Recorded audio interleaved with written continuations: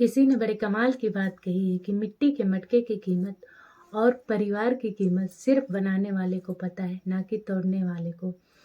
नमस्कार दोस्तों, जय श्री राम। कैसे हैं आप सब? उम्मीद करती हूँ आप सब बहुत अच्छे होंगे, खुश होंगे। आज की मेरी कहानी है रामायण की, और ये कहानी शायद बहुत कम लोगों को पता है।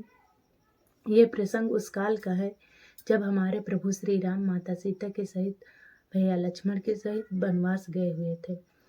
पूरी अयोध्या नगरी शोक में डूबी हुई थी।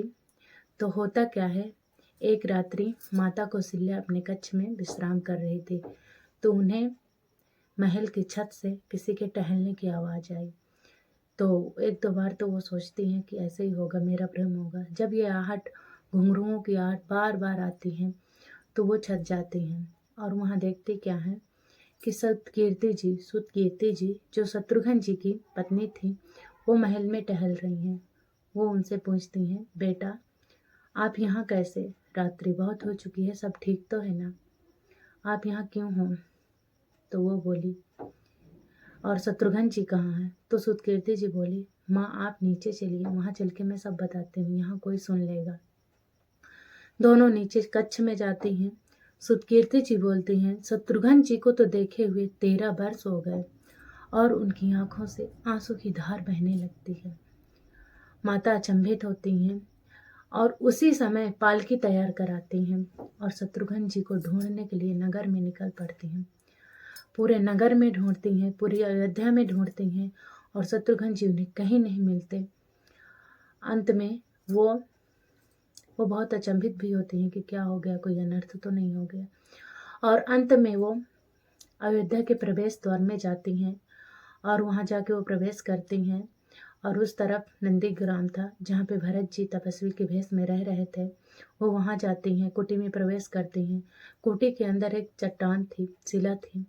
अंधेरा बहुत था, रात्रि बहुत थी, और वहाँ वो देखती हैं कि एक चट्टान के सिरहाने में एक युवक लेटा हुआ था। वहाँ जाके वो देखती हैं तो वो शत्रुघ्न जी निकलते हैं।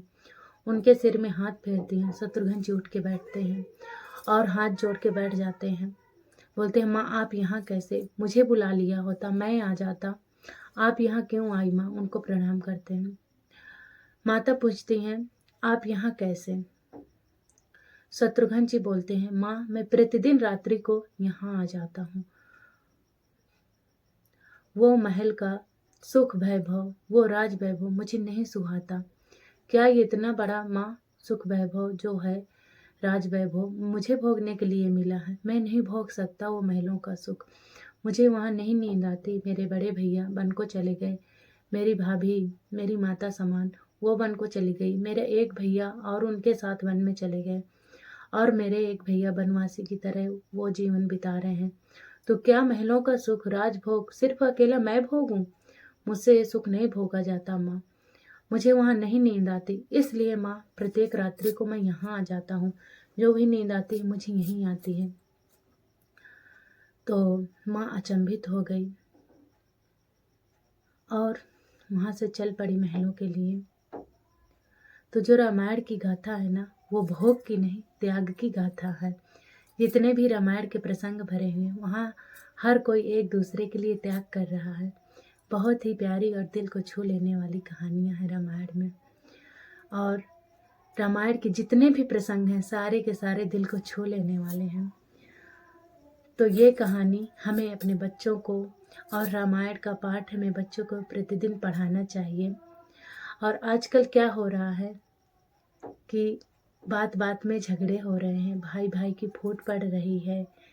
और रामायण में देखो कि एक भाई दूसरे भाई के लिए त्याग कर रहा है, फिर वो भाई उसके लिए त्याग कर रहा है। चारों भाई एक दूसरे के लिए त्याग कर रहे हैं। कोई राज का सुख अकेले भोगने को तैयार नहीं है। तो बहुत ही अच्छी कहानी थी और दिल को छूने वाली कहानी थी। और अपने बच्चों को रामायण का नित्य प्रतिपाठ कराएं, उनकी बातों को समझाएं, उनका सार अपने जीवन में उतारें। ये दर्शाती है रामायण। तो आप सभी को एक बार जय श्री राम। आपको ये मेरी वीडियो कैसी लगी ये भी ज़रूर बताना कमेंट बॉक्स में। अगर परिवार में सुख शांति चाहिए ना, तो कुछ कुछ चीज़ों का हमें त्याग करना पड़ता है, कुछ चीज़ों में हमें समझदारी करनी पड़ती है, तभी परिवार में कलह होने से बचा जा सकता है। नहीं, आजकल तो आप देख ही रहे हो, भाई भाई में कितनी फूट है, कितनी कलह है। जितनी और किसी से लड़ाई नहीं होती ना, उतनी एक भाई भाई में होती है। तो एक बार मैं आप सबसे यही कहूँगी, आप सभी को जय श्री राम।